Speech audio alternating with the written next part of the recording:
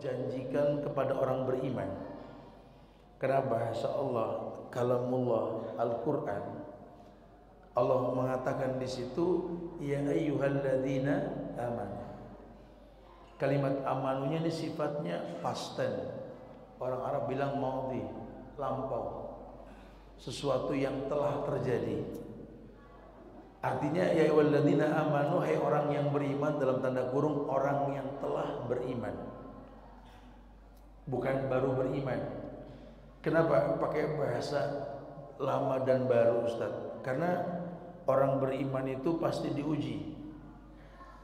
Jangan beranggapan orang kalau udah beriman gak diuji. Saya pas saya sholat, rajin ngaji, alhamdulillah Ustaz udah gak ada ujian. Ini bahaya. Orang yang paling bagus imannya, paling kuat ujiannya. Ujian terberat itu ujian para nabi dan rasul. Begitu pula nikmat pun yang terindah mereka. Allah mengatakan dalam surat Al-Ankabut ayat 1 hingga 3, Alif Lam Mim, ahasiban nasu ayyutraku yaqulu amanna wa hum la yuftanun. Wa laqad fatana alladziina min qablihim fala ya'lamanna Allahu alladziina shadaqu wa la ya'lamanna al-kadzibin. Begitu kan bahasa Allah. Ahasiban nas, apakah manusia mengira ayyutraku ayyaqulu amanna wa hum la yuftanun? Mereka ditinggalkan begitu saja ketika mereka mengaku sudah beriman. Iman ini umum, ya, lebih kepada keyakinan dengan hati yang diucapkan dengan lisan, dibuktikan dengan perbuatan, itu iman.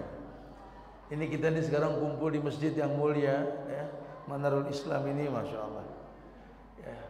Ini betul-betul iman, bukti iman kita kepada Allah. Kalau boleh jujur, sore-sore gini paling enak ngeteh depan rumah, betul. Tapi tidak ada yang lebih asik lagi, kita kumpul di majelis ilmu. Mudah-mudahan Allah golongkan kita ini ar-rajulun qalbuhu mu'allaqun fil masajid. 7 orang yang bakal terlindungi ketika tak ada perlindungan kecuali perlindungan Allah di hari kiamat nanti. Salah satunya apa? Orang yang hatinya terikat dengan masjid. Tentu keterikatan tersebut karena ilmu yang dikedepankan, sehingga bukti iman. Kita nuntut ilmu, ini bukti iman. Bahkan Allah janjikan surga buat orang yang beriman. Jalannya kita menuju sini, salaka tariqan iltamisu fihi ilman, sahalallahu lahu bi tariqan ilal jannah. Lihat, Nabi mengatakan 14 abad yang lalu, orang yang salaka tariqan memanfaatkan jalan untuk ke sebuah tujuan, Allah akan memudahkan dia untuk ke surga. Yaltamisu fihi ilman, asal di dalam perjalanan itu tujuannya menuntut ilmu. Nah, kita lakukan tadi dari rumah ke masjid ini untuk menuntut ilmu. Semoga dimudahkan. Seperti ayat yang mengatakan yarfa'illahu alladziina aamanu minkum walladziina utul ilma darajat. Ini Allah lah yang ngomong. Kalau manusia yang ngomong kita nggak percaya, mungkin masih bisa kita pertanyakan. Kalau Allah yang ngomong tidak ada komplain. Ya, Al-Ahzab ayat 36 itu. Wa ma kana lil mu'minin wala mu'minatin idza qadallahu wa rasuluhu amran ayakuna lahumul khiyaratu min amrihim. Tidak ada pilihan lain buat orang beriman. Kalau Allah dan Rasulnya telah menentukan hukum, kecuali mengatakan sami'na. Allah yang ngomong ini. Ya, kata Allah dengan tegas, diangkat derajat orang yang mau menuntut ilmu. Orang kalau mumet-mumet di rumah, punya banyak masalah, datang ke majelis ilmu, terangkat derajatnya, selesai masalah. Asal yakin, ya. Nah, kita susah jadi suami, ngomong sama istri susah nurutnya, kalau nggak nentang, aduh, gitu ya, nuntut ilmu, Pak. Ibu juga pegal sama bapak, bingung saya. Ini rumah tangga nggak seperti yang dijanjikan, Ustaz. Ya Allah, dulu janjinya ke sorga, pas setelah rumah tangga dia sendiri nggak tahu siapa yang punya sorga. Nggak pegel saya. Gimana dibilangin juga susah. Nuntut ilmu, Bu. Anak nggak bisa berbakti sama orang tua karena selalu menjadi hakim buat orang tua. Nuntut ilmu, jadi anak yang berbakti nanti insya Allah. Ya, pejabat pemerintahan maupun pegawai swasta, ya, pengusaha-pengusaha, kalau punya masalah dalam pekerjaan, nuntut ilmu. Fa idza faragta fansab. Di luar aktivitas kita ini punya waktu kosong isi dengan belajar. Dan belajar ini membuat kita ilmiah. Ilmiah akan mendatangkan kita jadi orang yang alim. Yang Allah katakan, hal yastawil ladzina ya'lamuna wal ladzina la ya'lamun. Innama yatadzakkaru ulul albab. Apakah sama orang yang berilmu dengan yang tidak berilmu? Oh ya beda. Enggak sama. Udah pasti enggak sama. Karena Allah katakan seperti itu, kebaikan datang dengan ilmu. Bahkan Imam Bukhari, orang yang tegas dalam sahihnya itu, muqaddimah sahihnya itu mengatakan, al-ilmu qabla al-qaul wal amal. Jadilah orang yang berilmu sebelum berkata dan beramal. Ahasiban nas, apakah manusia mengira ayutraku ayyakulu amanna wa hum la yuftanun. Ketika mereka sudah mengatakan kami beriman, mereka tidak diuji. Kata Allah, walaqad fatana alladziina min qablihim. Kami telah uji orang sebelum mereka. Adam diuji, Nabi Nuh diuji, sampai Nabi Rasul terakhir Muhammad sallallahu alaihi wasallam pun diuji. Kenapa? Hidup ini perpindahan dari satu ujian ke ujian yang lain. Wa malijurhim bimaitin ilam kok. Kalau kata ulama, orang kalau dicubit masih sakit masih diuji berarti gitu loh. Karena cuma mayit yang dicubit nggak sakit. Kalau masih ada rasa sakit masih diuji. Ayutraku ayyakulu amanna wa hum la yuftanun wa laqad fatana alladziina min qablihim. Kami telah uji orang sebelum mereka. Lihat ujian Allah. Yang bisa menjadi ujian, bisa menjadi azab. Ya. Tapi Allah nggak ciptakan manusia untuk diazab, untuk diuji, betul. Ya, kalau terjadi azab, itu tenggelam bumi di zaman Nabi Nuh karena azab. Umatnya kurang ajar nih, ya, menjadikan orang-orang soleh sebagai Tuhan. Kalau sampai Allah hancurkan kaum Ad, kaum Samud, kaum yang besar tingginya sampai 60 hasta, bisa mengukir gunung. Bahkan kecerdasan mereka itu bisa membuat surga di dunia yang Allah hancurkan sebelum terjadinya itu, selama 100 tahun dalam hikayat itu. Lengkingan suara dan timbukan batu membuat mereka meninggal. Belum lagi itu sampai kaumnya Nabi Lut itu, sampai diangkat negeri Sodomi, negeri Sodom itu. Ya, diangkat oleh Allah sampai malaikat mendengar lengkingan anjing yang ketakutan karena diangkat kampung tersebut, ditebalikin sama Allah. Kenapa? Allah azab. Kenapa? LGBT. Mereka pengen merubah fungsi diri. Allah ciptakan manusia laki dan perempuan, mereka pengen yang remeng, yang tengah-tengah, betul. Man amila sholihan min dzakarin au unsa. Ada yang tengah-tengah enggak? Enggak. Barang siapa beramal soleh, lakikah, perempuankah? Jadi nggak ada di situ bencong dan lesbian, nggak ada sudah. Pernah ada, pernah. Cuma itulah penyebab Allah azab. Kaum Nabi Lut diazab. Kalau sekarang pengen diakui lagi supaya terjadi lagi azab zaman Nabi Lut, ini kan bahaya sekali.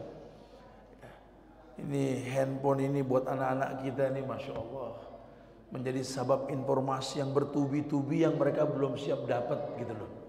Sehingga akhirnya nggak ada solusi. Terbentuklah manusia-manusia yang pengen meng-up diri mereka di saat bukan waktunya gitu loh.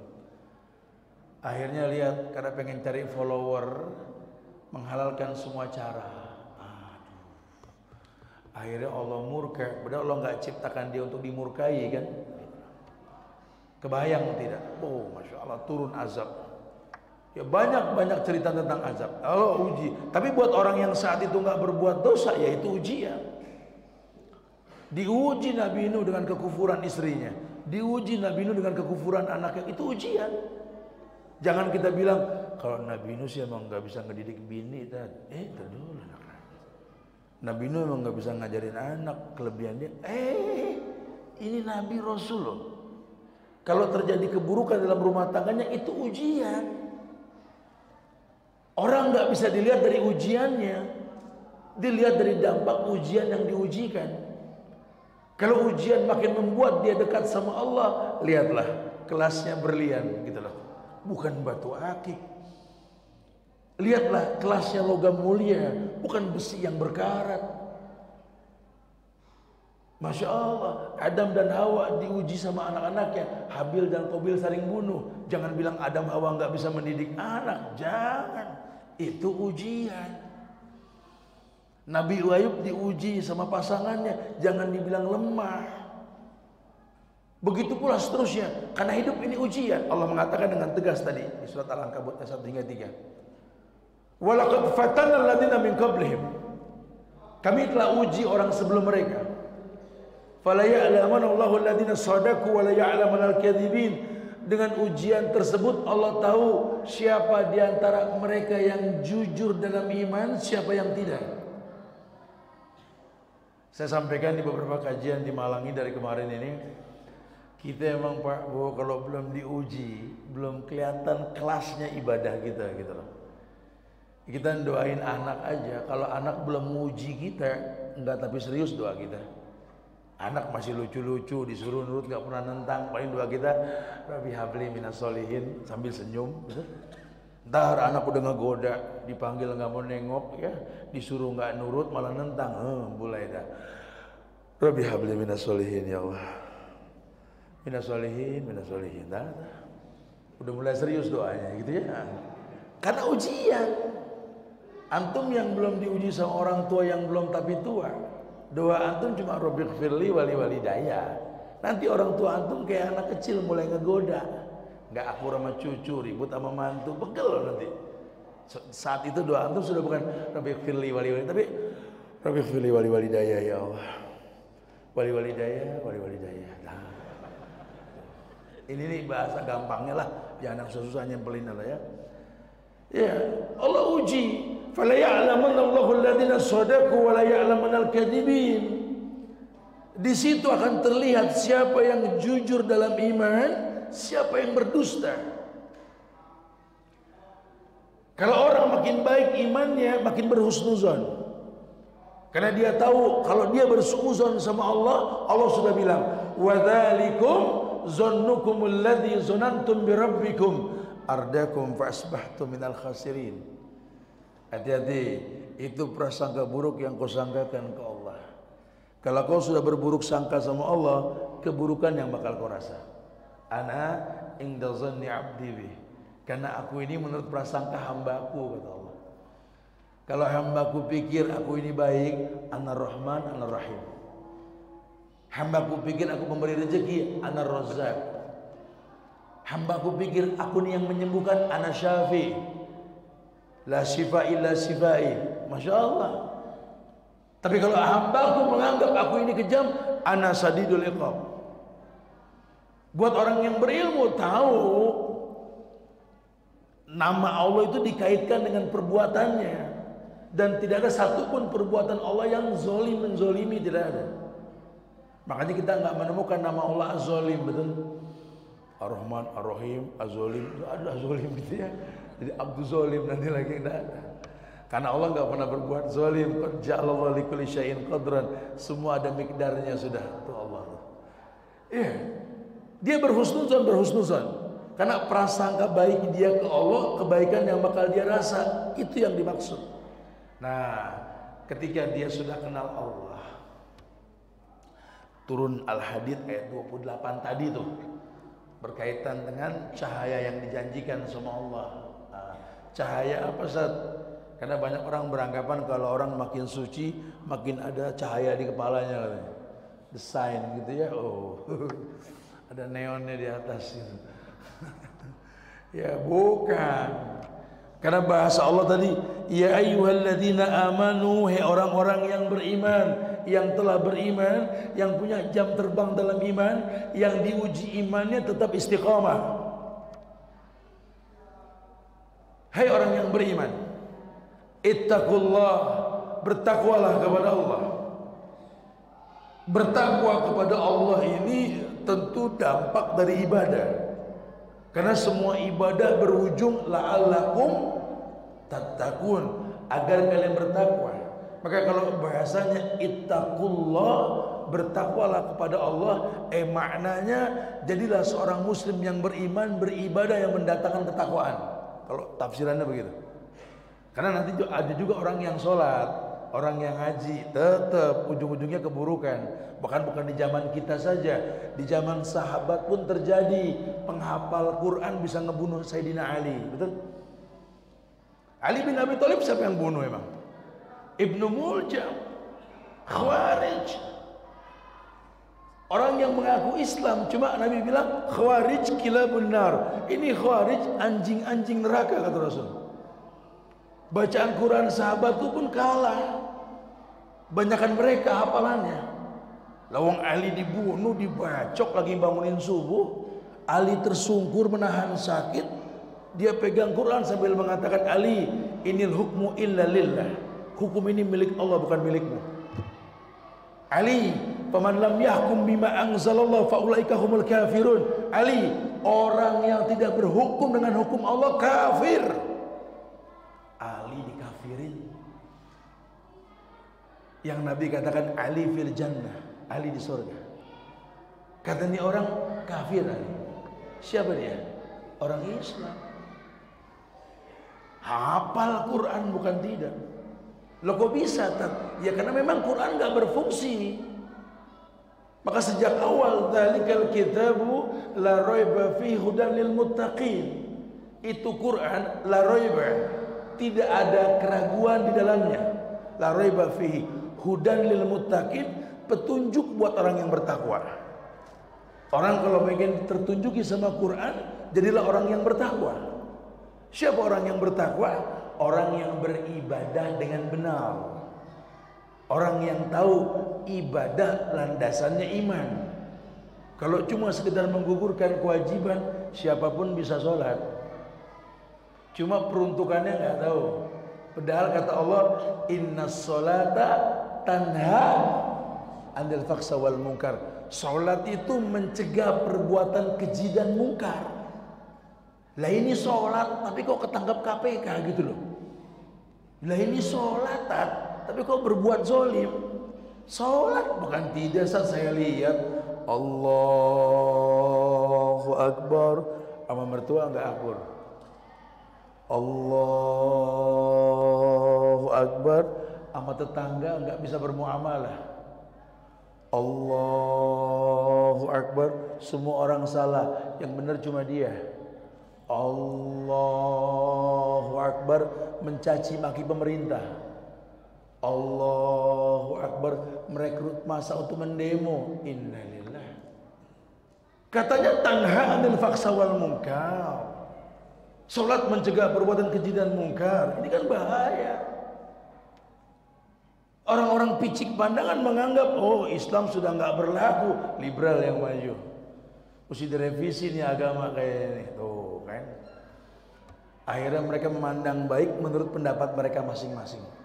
Mulailah sunnah diintimidasi. Orang yang bersunnah bisa diatasnamakan radikal, sesuatu yang menakutkan, sesuatu yang membuat gemetar manusia. Masya Allah, ya, bukan tidak, dan dia harus paham seperti itu. Ya, wa yaj'alakum nuran tamsuna bihi. Allah yang mengatakan bahwa Allah akan berikan cahaya kepada mereka. Nah, ketika dijelaskan bahwa Allah mengatakan dengan tegas, hei orang yang beriman, bertakwalah kepada Allah. Takwa yang dimaksud di sini adalah beribadah dengan cara-cara yang disyariatkan tentunya. Karena jamaah dalam Islam ini, setiap ibadah itu pasti memiliki bekas. Contoh lah yang paling gampang lah ya, tadi sholat tuh, tanha anil fakhsha wal munkar. Harusnya sholat itu mencegah perbuatan keji dan mungkar. Harusnya. Cuma ya memang mau bilang apa? Enggak setiap orang yang sholat itu sholat bermanfaat untuknya enggak berbuat keji dan mungkar. Syahadat yang dia baca ketika Rasulullah SAW mengatakan bahwa fa innad dima'ahum wa amwalahum wa a'radahum haramun alaikum illa bihaqqil Islam. Ini orang yang sudah bersyahadat harusnya tidak boleh dibunuh. Harusnya hartanya nggak boleh dijarah. Harusnya kehormatannya nggak boleh diinjak-injak, nggak boleh digibah. Orang Islam paling nggak boleh digituin. Nah ini sekarang antar orang Islam saling hujat, saling caci, saling maki. Ini kan bahaya sekali. Berbahaya sekali karena kita nggak paham dampak dari ibadah tersebut. Kok nggak bisa? Makanya ayatnya mengatakan ittaqullah wa aminu bi rasulih. Bertakwalah kepada Allah wa aminu bi rasulih. Berimanlah dengan yang Rasul bawa. Apa yang Rasul bawa? Sunnah. Dan sunnah ini juga syariat. Karena Allah merekomendasi dengan kata wa may yantiqu anil hawa in huwa illa wahyu yuha. Nabi nggak mungkin berkata kecuali wahyu yang diwahyukan. Makanya ketika orang mengatakan asyhadu an la ilaha illallah wa asyhadu anna muhammadan rasulullah, ada konsekuensinya. Konsekuensi yang pertama ketika dia bersyahadat asyhadu an la ilaha illallah la ma'budu bihaqqin illallah. Dia bersaksi tidak ada ilah yang berhak diibadahi dengan benar kecuali Allah. Maka ketika dia katakan la ilaha illallah, dia tahu nafi wal isbat. Dihapus ilah, dia tetapkan hanya Allah. Dia katakan wa anna muhammadan rasulullah, 4 konsekuensi yang dia pegang. Bukan cuma bahasa bibir mengatakan wa asyhadu anna muhammadan rasulullah. Konsekuensinya jelas, ini persaksian. Yang pertama apa konsekuensinya? Ta'atuhu fima amar. Mentaati semua perintah Rasul. Kalau Rasul yang perintahkan, udah jangan dikomplain. Jangan dikomplain. Karena beliau nggak mungkin berkata kecuali wahyu. Beliau nggak mungkin berkata kecuali wahyu. Sallu kama ra'aitumuni usolli. Salatlah kalian seperti kalian melihat aku salat. Wajib gak nyontoh salat Nabi? Wajib. Karena kalau kita nggak nyontoh, kita yang bakal ketelimbang nanti. Kelihatannya salat cuma nggak ngefek. Saya sering sampaikan di beberapa tempat, gerakan sholat saja bisa macam-macam. Nabinya satu. Ya, Allahu Akbar, Allahu Akbar, Allahu Akbar, Allahu Akbar. Udah berapa takbir tuh? Nabinya satu, betul. Apa Nabi yang satu mengajarkan sekian model takbir? Ini bahasa-bahasa gampang kok. Ya. Terus gimana takbirnya Rasul? Ya selama ini kita nggak belajar, cuma katanya. Padahal nggak boleh sholat tanpa takbir. Nah sekarang kalau nggak pas gimana? Jadi kayak orang yang wudhu, syarat sah sholat wudhu. Kalau wudhunya nggak sah, sholatnya nggak sah. Rukun wudhu salah satunya apa? Membasuh kepala. Famsahu biruusikum, basuh kepalamu. Yang dibilang kepala mana? Semua yang ditumbuhi rambut, basuh kepala. Basuh telinga bagian dari kepala. Tapi nggak sedikit orang basuh kepala begini. Geser kopi ya. Ini jabha, laisa ra'sun. Ini jidat bukan kepala. Yang disuruh basuh kepala semua rambut. Ini urusan begini saja kalau kita kritisi, pantesan tiap sholat inget yang dicari, betul. Allah.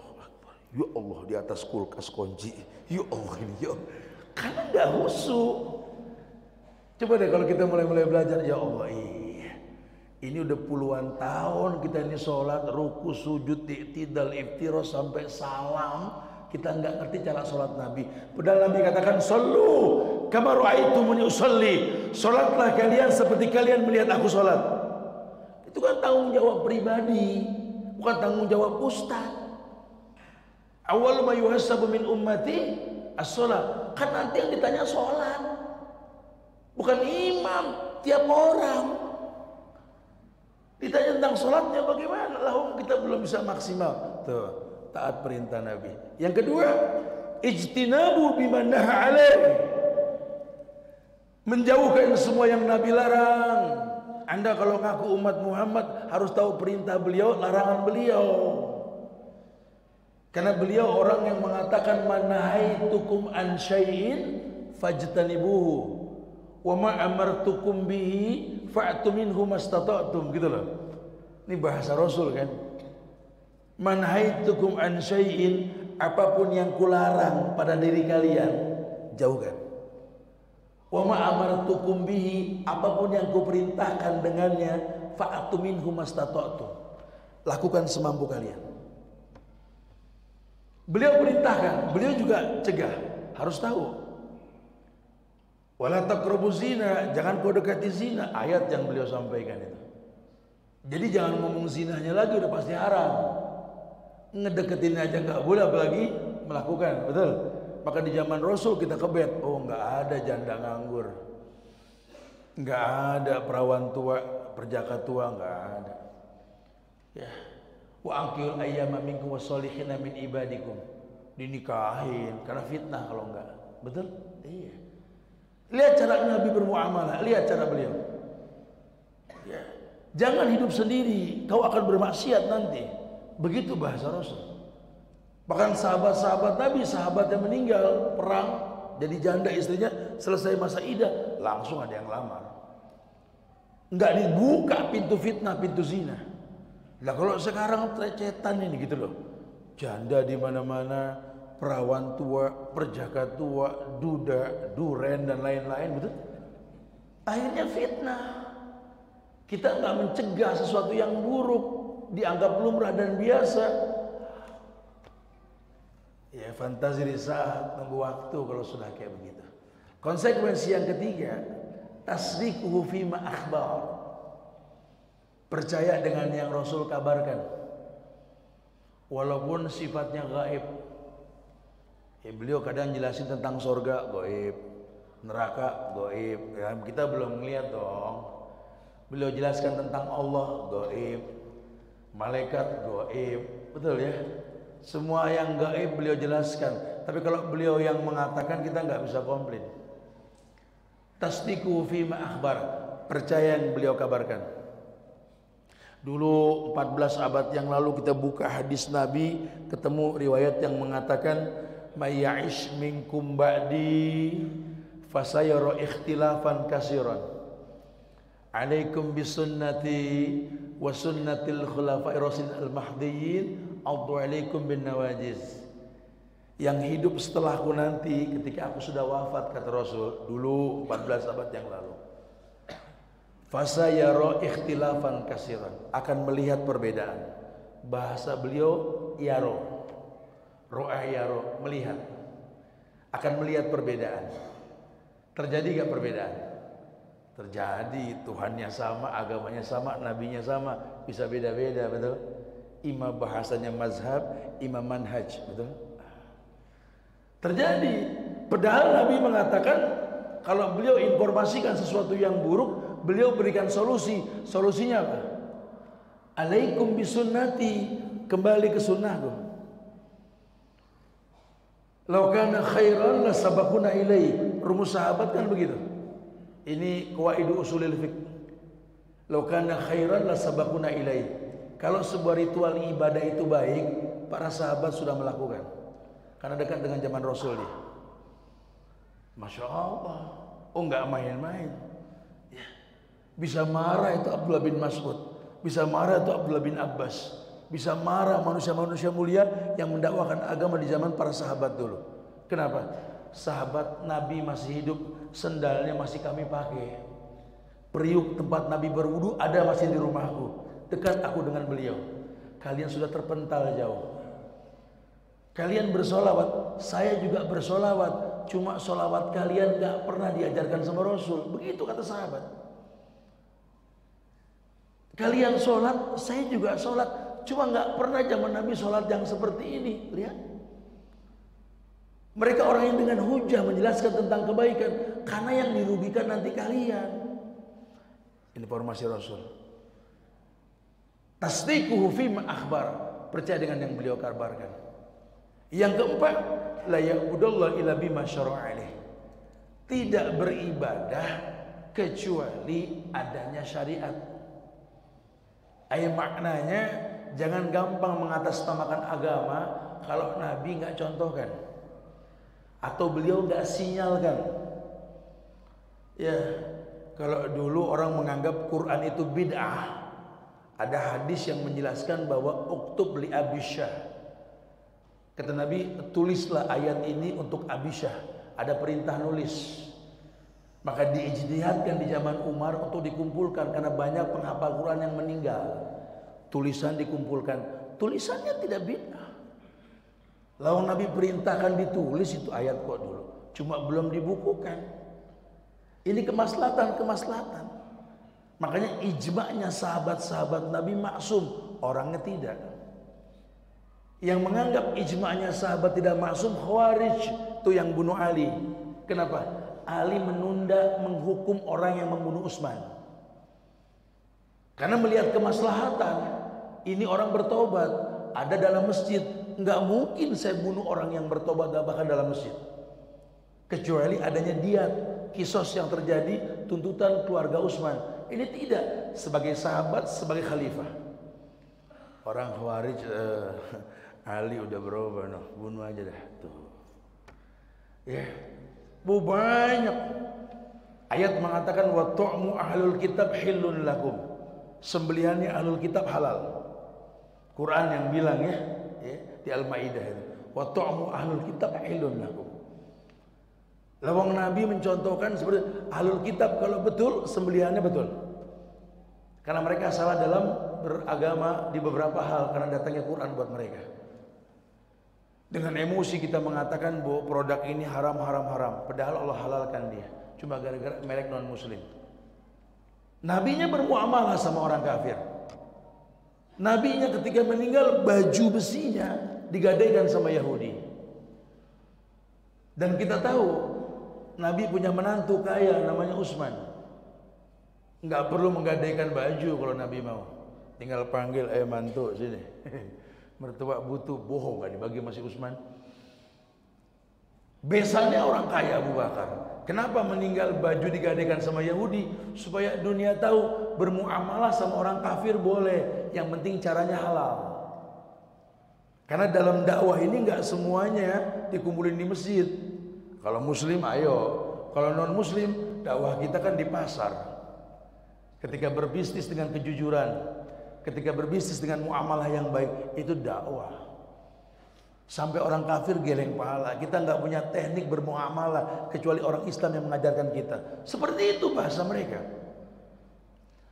Mereka orang yang berpikir untuk siap rugi, pasti siap untung.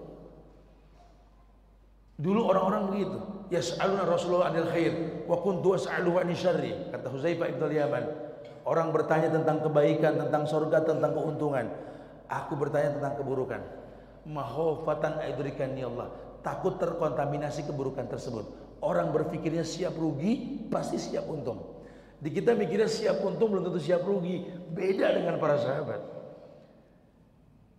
Orang yang yahsabuhumul jahil, orang yang dianggap ini orang bodoh, ini orang kaya, ya mereka enggak miskin karena rajin sedekah. Makanya orang kafir dulu geleng pala sama orang Islam.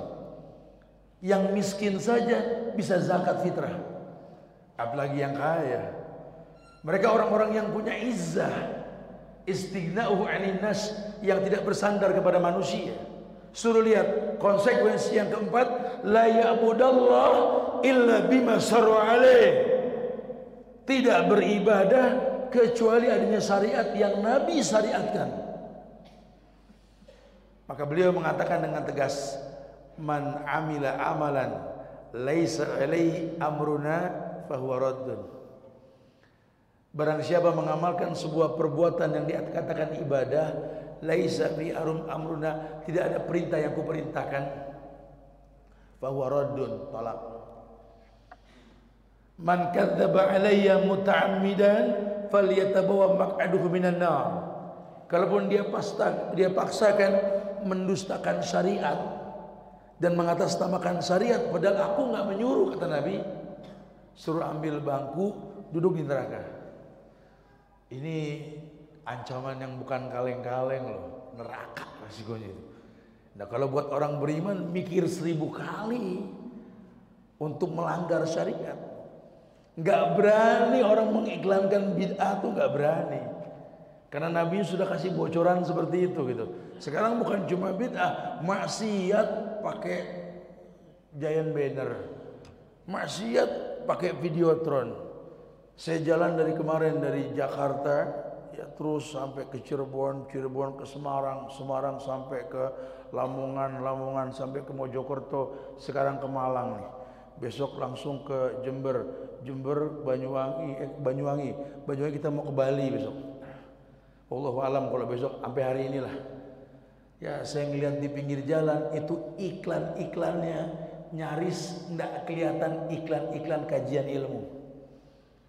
Yang ada iklan rokok gede-gede, iklan riba terang-terangan,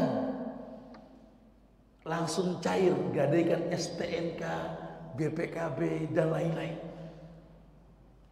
Jual beli rumah dengan cara riba, bunga 5%, ini dosa diiklanin. Kajian yang mendatangkan kemuliaan nggak ada. Kebayang tidak? Sehingga jangan heran kalau orang cenderung pada keburukan karena keburukan diiklanin, kebaikan tidak. Ini kan berbahaya sekali. Sudah sampai seperti itu levelnya gitu loh. Padahal kita tahu walau anna ahlal qura amanu wattaqau lafatahna alaihim barakatim minas samai wal ard. Kalau seluruh masyarakat di negeri-negeri di muka bumi ini beriman dan bertakwa kepada Allah, lafatahna alaihim barakatim minas samai wal ard. Ada berkah dari langit dan bumi yang Allah bukakan buat kita. Ya contoh kita tinggal di negeri Indonesia yang tercinta ini. Dampak dari nikmat rahmat yang Allah turunkan kepada para pahlawan-pahlawan terdahulu sampai sekarang kita rasakan. Karena kemerdekaan kan berkah. Bukankah di alinea ketiga ditulis begitu? Atas berkat rahmat Allah dan didorong oleh keinginan luhur untuk berkebangsaan yang bebas dan seterusnya. Ada dalil yang mengatakan bahwa berkat rahmat Allah. Bahkan kita punya prinsip dasar negara kita loh, ketuhanan yang Maha Esa, tauhid yang ditegakkan. Karena yang Esa cuma Allah, betul? Wajarlah turun kemerdekaan sebagai anugerah. Diinformasikan sama presiden pertama kita, anak bangsa, harga diri satu bangsa ketika paham sejarah. Kita tidak paham sejarah. Padahal kita punya jenderal penghafal Quran, ya, ini Jenderal Sudirman. Kita punya jenderal penghafal Quran dari Nahdlatul Ulama, Kiai Haji Nur Ali. Kita pernah punya orang-orang hebat yang bambu runcing bisa mengusir penjajah. Kita punya Pangeran Diponegoro, kita punya Tuanku Imam Bonjol, kita punya Sultan Hasanuddin, kita punya orang-orang yang hebat yang pernah ada di negeri ini. Yang semua musuhnya orang kafir. Orang yang tidak pernah takut dengan keburukan karena prinsipnya kam min fi'atin qalilatin ghalabat fi'atan katsira biidznillah. Kelompok kecil mengalahkan kelompok yang besar karena izin Allah. Izin Allah yang mereka undang untuk datang dalam kehidupan. Merdeka kita, Masya Allah, punya izah. Gerakan pertamanya apa? Swasembada beras, bicara sedekah. Ulama bisikin pemimpinnya kan begitu. Masya Allah.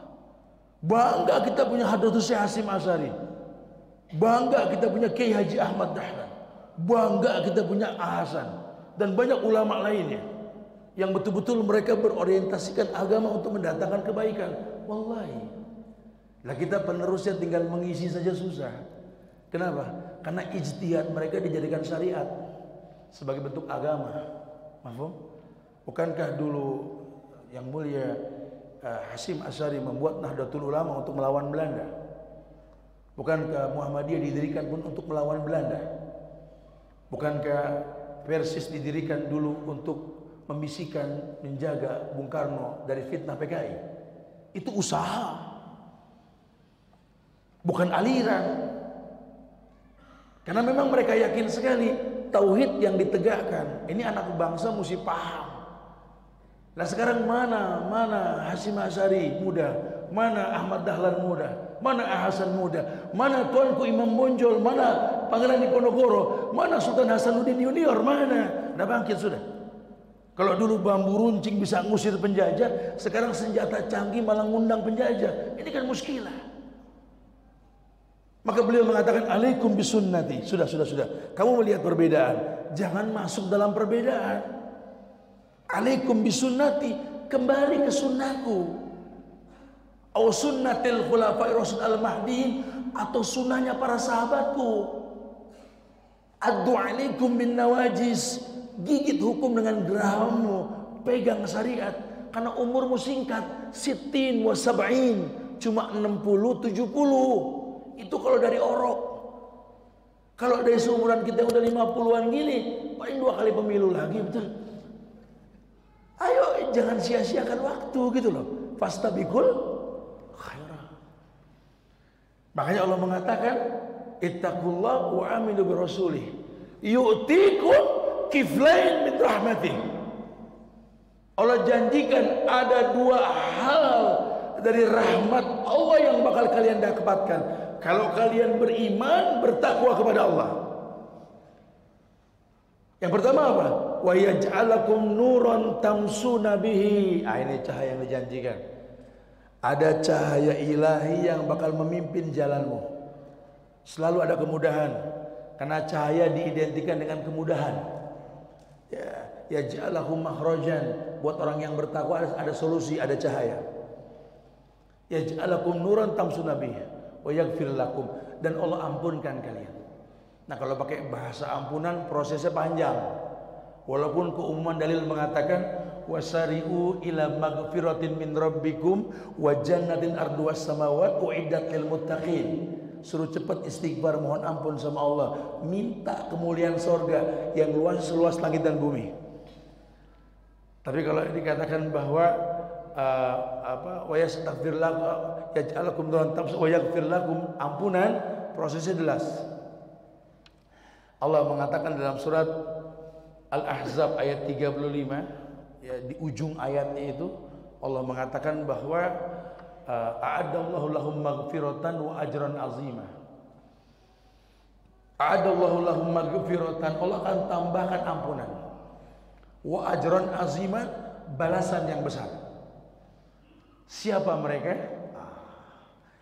Innal muslimina wal muslimat wal mu'minina wal mu'minat wal qanitina wal qanitat was sabirina wal sabirina wal khashiina wal khashiat was sabirina was sabirat, terus wal mutasaddiqina wal mutasaddiqat was shaimina was shaimat, terus sampai wal hafizina furujahum wal hafizat wadzakirina Allah katsira wadzakirat a'adallahu lahum maghfiratan wa ajran azim. Ada prosesnya itu, dan prosesnya panjang sekali. Itu yang mesti kita bahas selalu, ya.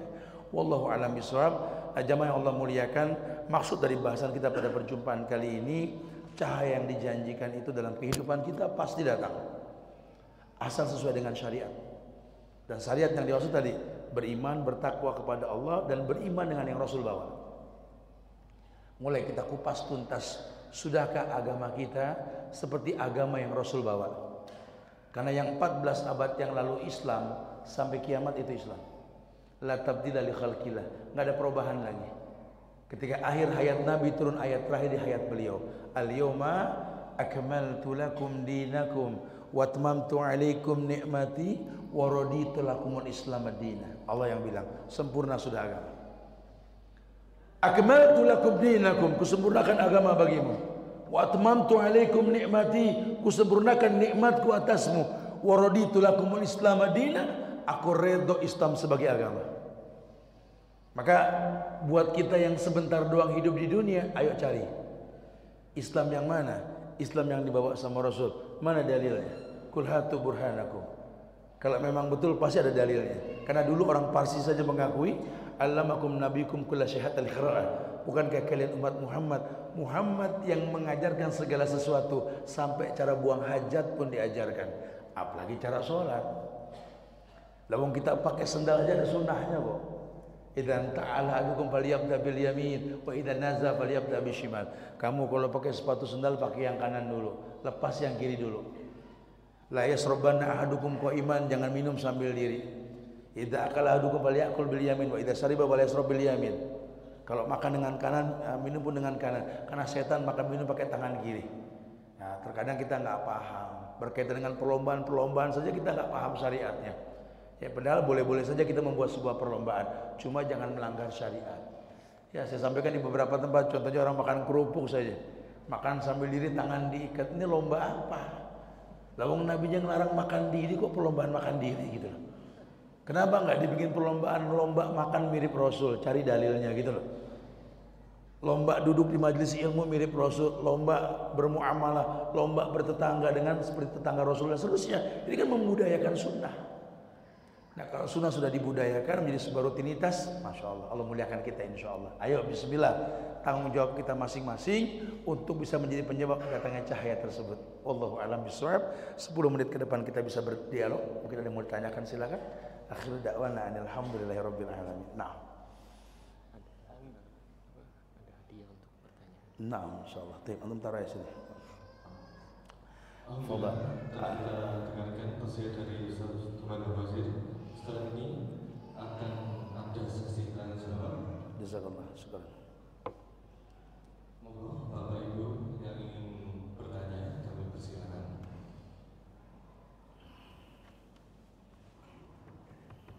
Assalamualaikum warahmatullahi wabarakatuh. Waalaikumsalam warahmatullahi wabarakatuh. Langsung aja kita pertanyaan. Bangga. Ini saya kan seorang sopir. Ya. Saya itu kerja di Surabaya Ya. dan pindah-pindah. Nah, Saya tanyakan sholat saya itu apakah saya jaga terus atau normal? baik, barakallahu fikum. Nah, ayo. Kalau memang sholat di jamak qashar itu berlaku buat orang yang safar. Ya, safar itu tidak rutin sesekali. Maka ada ijtihad ulama kalau orang merutinkan, kayak saya tinggal di Bogor, aktivitas di Jakarta. Sesekali saya boleh untuk mengqashar karena saya safar, dan safar itu niat. Tapi kalau berangkat pagi pulang sore tiap hari rutinitas, maka nggak berlaku hukum. Karena qashar itu kemudahan. Jadi kalau memang kita merasakan berat dengan aktivitas kita, berlaku hukum qashar, Pak. Ya, tapi kalau buat orang yang sudah terbiasa nggak berat, Masya Allah. Ya, kalau memungkinkan untuk dia tidak qashar, malis. Karena hukum asal qashar itu kemudahan. Jadi kalau antum berat, jangan dipaksakan qashar. Qashar ini sedekah dari Allah. Ya, buat orang yang jalan jauh, lelah, agama ini nggak memberatkan. Ya, qashar, mau ditakdim, mau ditakhir boleh. Zuhur 2, asar 2, maghrib 3, isya 2. Masya Allah. Ya, tidak ada ibadah sunnah dalam kondisi safar kecuali kita melakukan qobliyah subuh atau witir. Ya, Allahu a'lam bishawab. Barakallahu fikum. Nah, baik. Boleh apa hadiah yang pantas buat beliau nih? Baik, nah. Oh, beliau ini ya, apa, bawa mobil ya? Oh, Masya Allah ya. Ini ada apa, buat cuci muka dari Kaf ya. Semoga manfaat buat antum insyaallah ya. Barakallahu fikum. Nah, saya juga suka di jalan Pak, berdebu soalnya Pak ya.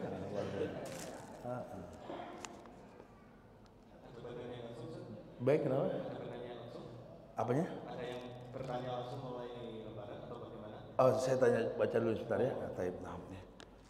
Tapi dia supir yang Masya Allah ya. Boleh kasih baju lagi?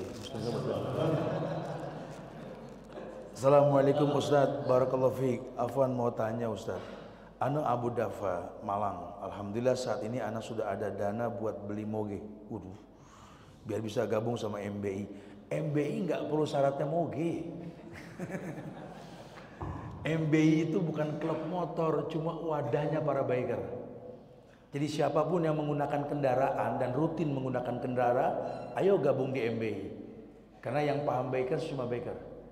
Ada cara beragamanya para biker nih, bukan saya ada manhaj lain, tidak ya. Karena banyak sekali kebaikan-kebaikan yang bisa kita ambil di jalan sebenarnya. Atiullaha wa ati rasul ulil amri minkum, betul? Taat sama Allah, Rasul dan pemimpin. Nah, kita tahu lampu merah berhenti itu pahala, lampu kuning hati-hati, hijau jalan itu pahala, gitu ya. Safety riding, ya. Jangan takut sama polisi, takut sama Allah. Tidak ada polisi, tidak pakai helm. Ada polisi, nggak boleh begitu, gitu loh. Ya, ada aturan-aturannya. Ya, nggak jadi moge. Kalau moge itu standarisasi pabrik. Di MBI dijelaskan kalau kita ada touring lintas pulau, lintas kota, maka harus pakai moge minimal 250 cc. Kenapa? Karena peruntukan moge itu untuk jarak jauh. Tapi kalau city riding manis. Jamaah kita banyak yang di ojol ini, Masya Allah ya. Bahkan kita rutin kajian ojol di Jakarta. Saya berharap malah nanti ada semua. Dibina teman-teman biker yang menggunakan kendaraan tersebut ya. Karena kita hidup di zaman yang dulu mungkin zaman Nabi kereta kuda, sekarang jadi mobil. Dulu mungkin itu onta. Ya, onta merah itu ya. Itu sekarang mungkin jadi moge. Dulu khailil musawwamah, kuda perang, motor sport. Dulu mungkin bagal, keledai, metik, betul ya. City tour gitu ya. Lah memang nggak apa-apa. Antum dalam kota itu pakai moge nyiksa diri ngapain gitu loh. Tapi Ustaz Subhan tuh pakai moge, ya kalau Ustaz Subhan pakai moge, kalau pakai mocil zolim, betul. Orangnya gede. Males, fadhal antum beli moge buat apa? Kalau ada manfaatnya beli. Kalau nggak ada ya jangan. Itu uang antum, uang Tuhan, enak aja. Allah bakal tanya summa la tus'aluna yauma idzin anin naim. Itu nikmat buat apa? Kalau buat ikut reading sama Ustaz, ayo. Dan touringnya ini bukan touring main-main, touringnya kajian. Dari kemana pada ngikutin kan? Iya. Sampai yang ngikutin, mana lagi Ustaz? Ya Allah Ustaz. Lawang ibadah, wah nggak capek sampai bilang nggak capek. Lawang lagi berbekal. Tapi kalau kita tahu bahwa belajar ini menyehatkan, asik insya Allah. Touringnya ketemu sama orang-orang soleh, ya, sama guru-guru kita, berbagi tahabu, mengiklankan negeri untuk bersatu, jangan mendemo, jangan mencaci maki, doakan pemimpin, ajakan-ajakan positif. Ya, walaupun tetap ada fitnah, karena ustadznya berjenggot, Wahabi, biasa begitu. Kan sekarang lagi identik dikit-dikit Wahabi, betul. Saya bilang memang ustadznya laki ya Wahabi, kalau perempuan Wahumi, betul ya? Tayyib. Nah ini yang nanya boleh lah antum kasih hadiah ya, Masya Allah. Paling nggak dia punya bajunya dulu. Masya Allah. Tapi saya mau tanya ini sekarang ini, ke yang Manarul Islam ini tempat Masya Allah. Sore-sore gini kumpul belajar jarang loh kejadian. Ya, ada gak yang datang kemari ini yang rumahnya paling jauh? Ada? Yang khusus datang kemari buat kajian. Antum di mana? Hah? Mana tuh?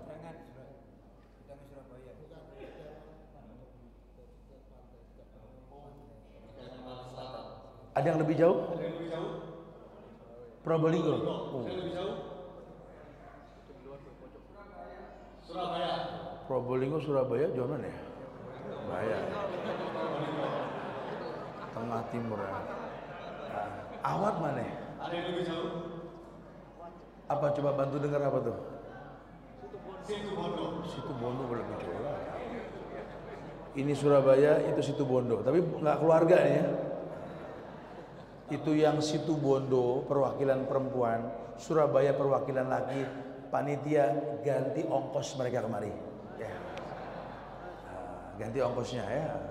Yang datang nih sore hari ini nih tahu nih ada majelis ilmu, datang buat kajian, bawa keluarga paling banyak ada. Berapa orang? 4 orang. Siapa aja? Anak 2 istri 1 ya. 4. Antum 5. Ada yang 5 ini. Motor mobil? Hah? Mobil, Masya Allah. Ada yang lebih dari 5 datang pada hari ini. 6. 6 lebih banyak nih. Laki-laki ada yang lebih dari 5? 7. Ada yang lebih dari 7? Nah, ini laki-laki yang 7 paling banyak kayaknya bro ya. Perempuan paling banyak berapa? 6 tadi. Yang 6 sama yang 7 plus kita ganti juga ongkosnya, kasih jajan sekalian bro ya. Ya kita berbagi dong pahalanya kan. Takbir! Takbir! Takbir. Tahabu kan Nabi ajarinnya kayak begitu ya. Atau mungkin ada yang datang pada hari ini orang laki yang usianya paling tua berapa? Enggak apa-apa Pak, enggak usah malu Pak ya. Kami bangga. Ada yang paling tua tadi siang ada yang umurnya 80. Ini berapa di sini paling tua? Berapa? Bapak berapa Pak? 65. Ada yang lebih dari 65? 70, Masya Allah. Ada yang lebih dari 70? 68 sama 70 gedean mana? Matematiknya kurang bagus nih. Berapa Pak? 76. Oh, Masya Allah. 76. 76 paling tua. Perempuan paling tua berapa?